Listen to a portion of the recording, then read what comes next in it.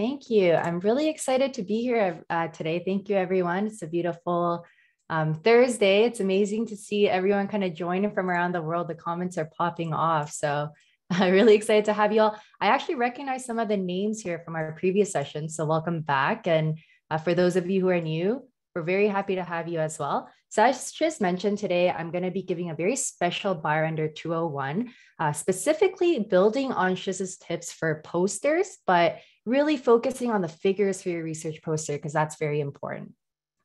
So let me just make sure I have the chat open and I can see everyone talking over here and get started.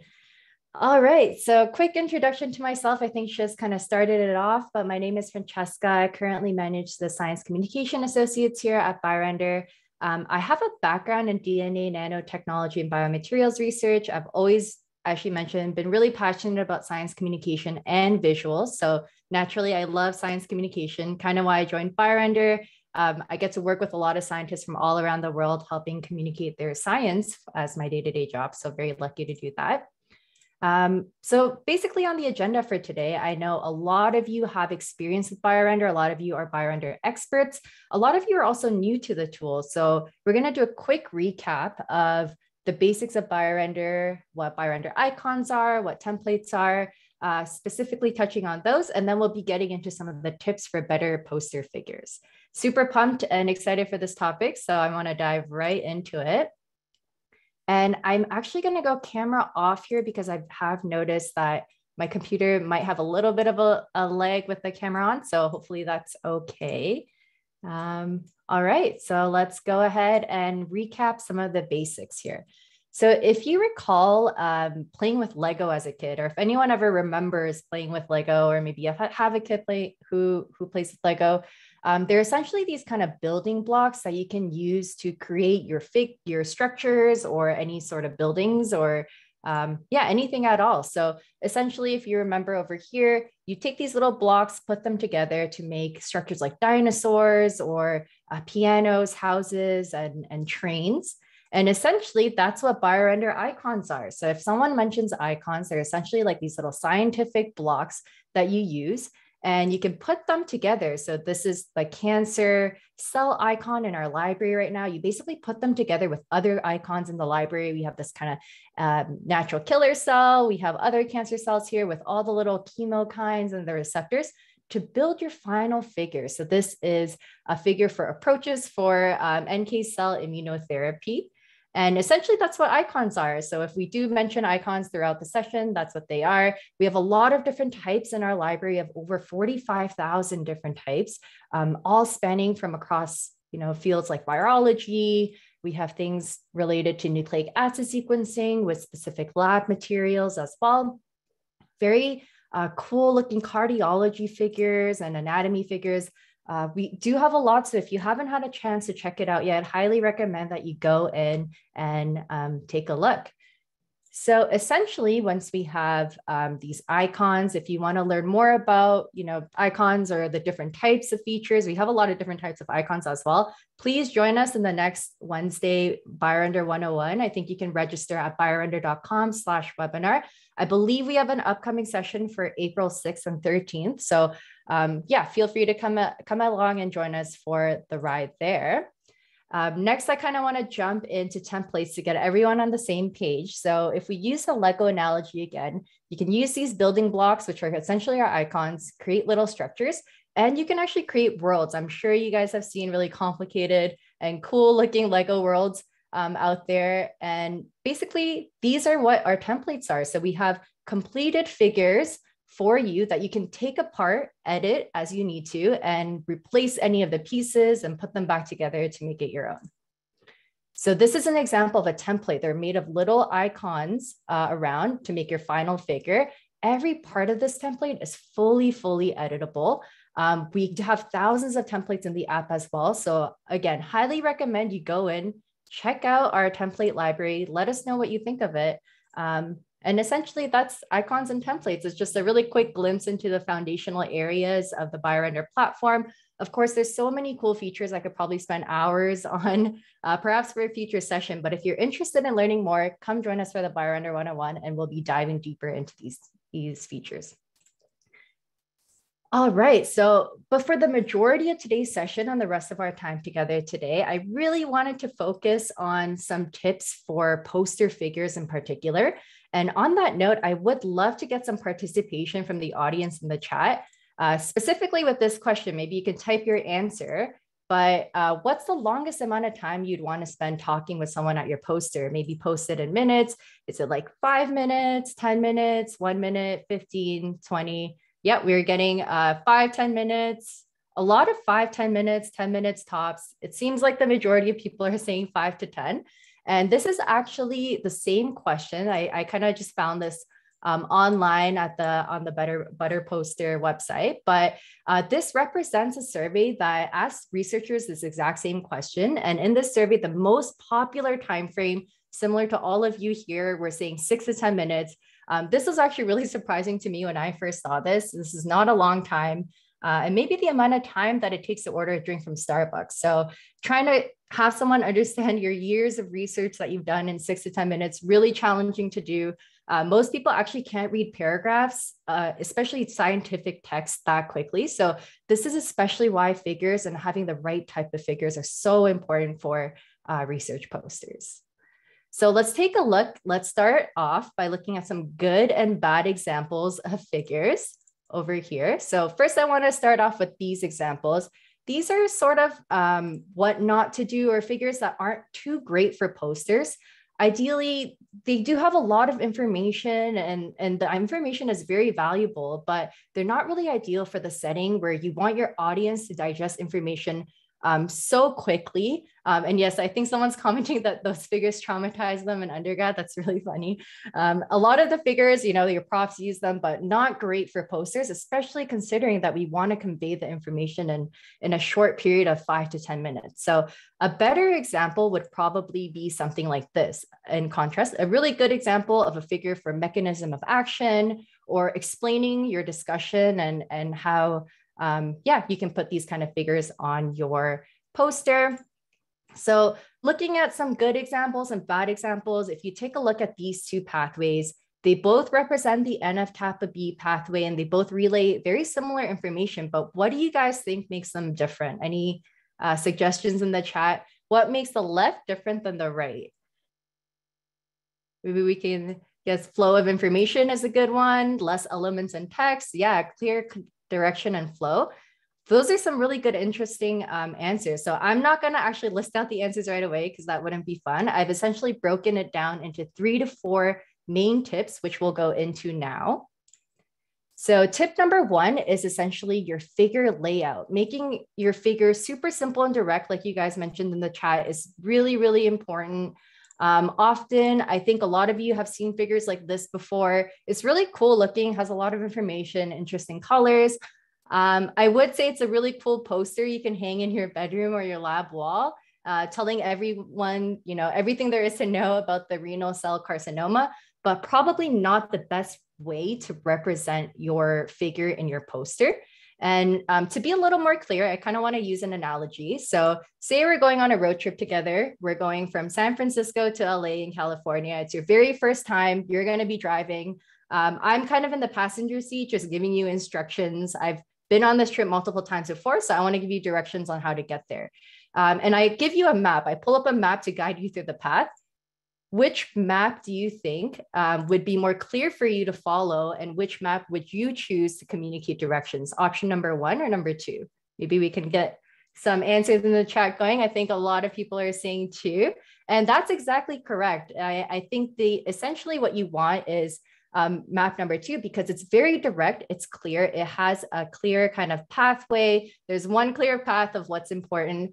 This left-hand side map is really, really cool in that it has, all the little things to see, maybe national parks along the way, all the little elements of this whole state. But that's essentially not important for your particular research or your particular path. So that's a cool analogy that you can use. Think about it a little next time you're using figures in your posters. Essentially, figures like this on the left is giving someone a map like this of California and telling them to find the directions from one city to the next. It's just not the most efficient way to communicate.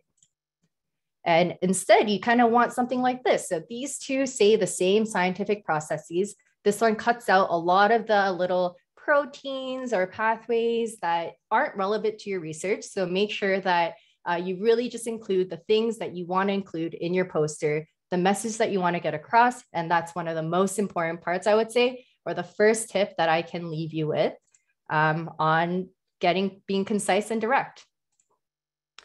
So yeah, to summarize, be concise and direct, take out any proteins, pathways, or details that aren't necessary for your main story.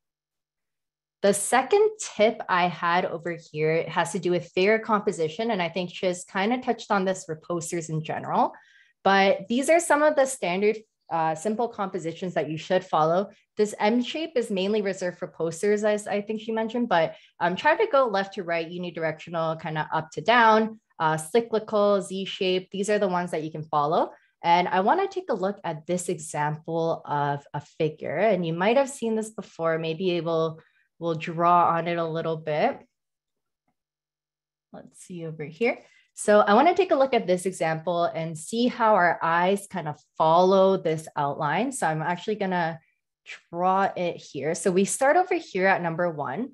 My eyes kind of go to here, and then it goes down over here. It kind of goes up here, but then follows the pathway to number 2. And then I think number 3 is actually up here. So your eyes are supposed to be drawn here to number 3. And then you go kind of back to number 4 over here, and then back over here. And then you kind of come back to look at if you missed anything here. Whoops, I kind of did that. But that shape, if you kind of go back to here, does that shape that we just outlined kind of match anything here? So going back like so, if you take a look at this shape and you just, maybe I'll copy it over right here.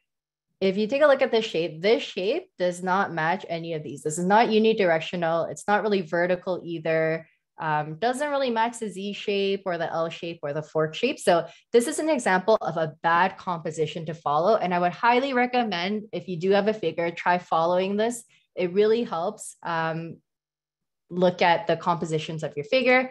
This is the exact same figure kind of laid out in a different way. So if we take our kind of marker here again, you start at number 1, kind of go and follow the cell to number 2 over here, and then you go to number 3, and then you kind of make your way back to number 4. So this over here, I think the way that your eyes follow is essentially more so of a kind of cyclical pathway over here, and then it kind of ends here. So if we go ahead and copy that over to here, do you know which one of these this would fall under? Oh, whoops, our lines are a bit dynamic, but yeah. So over here, it's not unidirectional or horizontal, but it does match this kind of cyclical shape.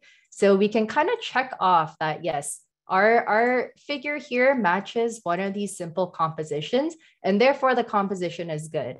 And exactly. And you can kind of use this method to test out a lot of your figures while you're making them. So just as to summarize the tip, pathways that don't reflect these types of simple composition paths are really difficult for your audience to follow your eyes around your figure as they're trying to understand the concepts that you're going through.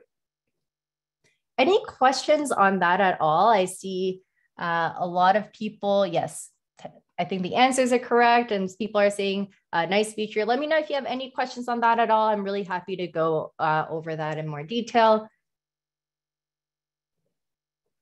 Awesome. So the next kind of tip I had, and let me go back to presenting, is how to use colors. So using colors sparingly is really important. I think in the last Visualize 201, I covered types of colors to use and which colors to use in what scenario. In posters, I specifically wanted to highlight how to use colors sparingly. And an analogy I can make here is that if you remember in grad school or in undergrad, having to read papers and highlighting the most important parts of your paper or textbook, For some reason, when I used to do this, my papers would always end up looking like this, where my prof would always, or my PI at the time would tell me to only highlight the important information. And I felt like everything was really important. Luckily, my highlighting skills have gotten a lot better since then, but highlighting important sections of your text is really, really important because it helps you identify a focal point in your paragraph. And I'm sure we've all learned this in grad school as well. But I want to make this comparison to figures because I find that actually highlighting important parts of your figure, especially for your posters, is really important because, or if not more important, because you're actually not only highlighting for yourself, now you're highlighting for your audience as well. So you can highlight different features in your figure and by using colors strategically. So this is an example of a figure that has a lot of colors going on. It's very overly saturated. I don't really know where my eye should go because it kind of goes to this really bright green protein, and then it kind of jumps to this red one, and then the green nucleus. It looks beautiful, but it is a lot for your eyes to handle, and it's kind of similar to a very overly highlighted page. I don't really know where my attention should go. So taking this figure, I want to show you a few different examples of how you can use colors to highlight specific areas of focal points in your figure. So if we have a pathway like this, and my focal point of my research is just this protein. I've been doing a lot of research on this protein and how it's phosphorylated and the structures of it. I want to highlight that. So I'm going to just make my focal point this one protein. Maybe I'll make it more of a bright color, like let's see here. Yeah, maybe I'll make it really bright and pink over here. So I'm going to take that.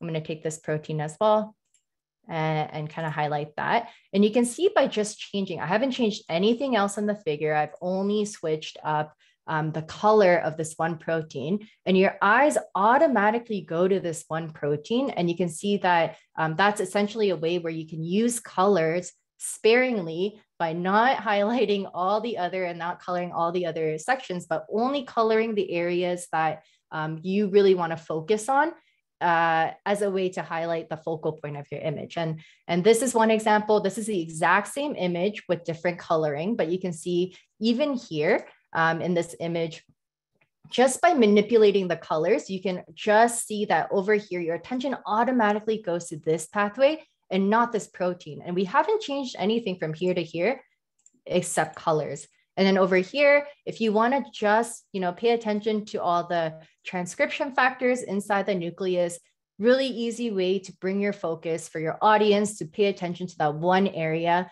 And this is actually really good because if you're only talking about this protein in your whole poster and the rest of your audience doesn't understand why it's important or where it falls into place, where it falls in the pathway, it's really important to give that overall context and also give focus to that one area.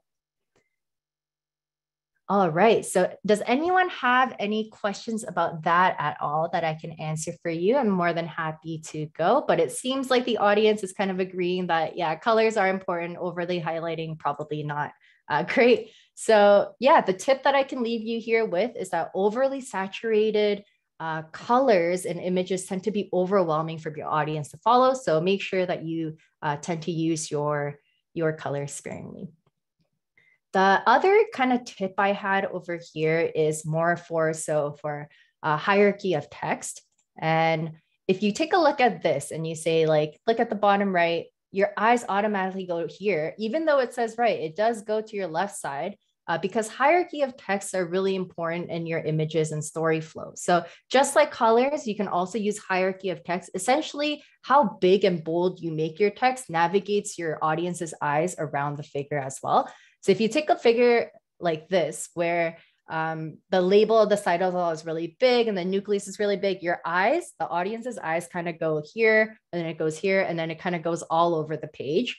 Essentially, that's not what you don't want. You want labels to be really, really clear and, focal points to be their focal points. So an image like this, where you have kind of the titles at the top and then the labels for all the proteins and processes at the bottom, a little smaller, is how you want to organize your hierarchy of text and do that accordingly. All right. Do we have any questions about that at all? Awesome. It seems like a lot of people are in agreement. It seems like a lot of people are saying you've never thought about this before. So that's really great. I'm glad to give you little snippets of that. The last kind of tip here is that it's really important to pay attention to the hierarchy of text and images to really effectively convey your story. And the bonus tip I had, the kind of last tip I had for you is to remember to have fun, make connections, and be really proud of your work. You worked really hard in, doing your research and making your posters. So make sure you go to your conferences and make the connections and networks that you need to have fun and be proud of it. I know we have a few minutes left here, so I wanted to thank you for joining me. Thank you so much for joining me, taking the time to join us today, and I hope you learned something. I'm happy to answer some questions in the meantime over here. Yeah, and this, I actually wanted to highlight, this is all in BioRender. So if you do want to make presentations, we have this great slides feature in BioRender as well. So yeah, maybe we can get a few questions if there are any. Hi, Fran. I'll go through some questions that we see here. Seems Yeah. like we have quite a few questions about color schemes. So choosing colors, what colors would you recommend? What colors to avoid? Or like, are there specific pairings of colors that you would recommend as well? Yeah, that's a great question, actually. And I think this was covered a little before, but I'm happy to go over it. So for pairings of colors, if you have very obvious kind of like antagonistic elements in your image. So let me just create a slide over here. Maybe we'll go back to the gallery and I'll create a new file.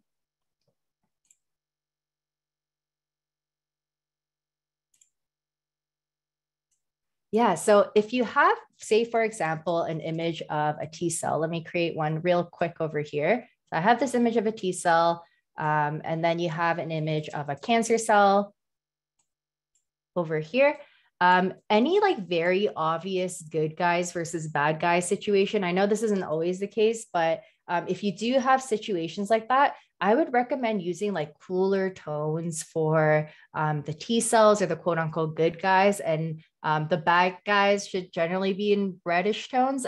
And the reason for this is if you remember reading storybooks or comic books as a kid, villains are usually depicted in like red and it's more alarming. It's kind of like the stop what you're doing or stop, let's stop signs, kind of traffic signs, all of that are red. So yeah, that's kind of the storytelling element that I would use in your scientific illustrations as well. I hope that answers that question. I know that there's some questions coming in. Can you recommend anything to address color blindness for some of the audience members? That's a really, really good point. So color blindness obviously affects a lot of people. And one thing that I would recommend is always making sure to check your images in black and white. So if you have kind of a text, let me give you an example of bad contrast and how you can fix first. So I'm going to label this nucleus. And this, I'm going to maybe make this contrast a little worse like this. So for those of you who can see color really well, red and green, you can see the square nucleus pretty well. I would say it's labeled, but if you try to check your image in grayscale, you can see that it kind of gets lost here. So that's one way that you can really make sure and ensure that you can address for color blindness is if the contrast here is off, you can always change it here and making sure that when you check in grayscale, everything in your image is fully visible in order for you to, in order for you to basically check for color blindness and making sure that it's accessible for everyone. Thanks, Fran. And we had a great question here about our slides feature. How can you add slides to the presentation or using BioRender? Yeah, great question. So the slides feature, really easy to use. All you have to do is click on this show slides button over here. Click on add slide. Oh, whoops, I need to log back into BioRender quickly. Let's see here. Oh yeah, so you have to go ahead and click on this, add slides, and then you can just add as many slides as you need to on the side. Really easy to use. You just kind of make each slide as it is. So you can drag out any of these icons. Maybe I want to, go into some templates over here. So let's see our team gallery or template gallery. Maybe I want to make this lab protocol one over here and then add in some others. That's another way that you can create slides and use the templates as well. And I think people are really resonating with the colors. So I'm going to kind of go back to that a little bit. No Someone's worries. asking on the hypoxia figure, how did you do the figure with half one color and half of the other for the other cell? I think there's another question too, or similar, like how do you change the colors on the dotted lines to be two different colors? Yeah, great question. So let me go back to that figure actually, and then we can go into that. So the hypoxia figure, let me find it again here.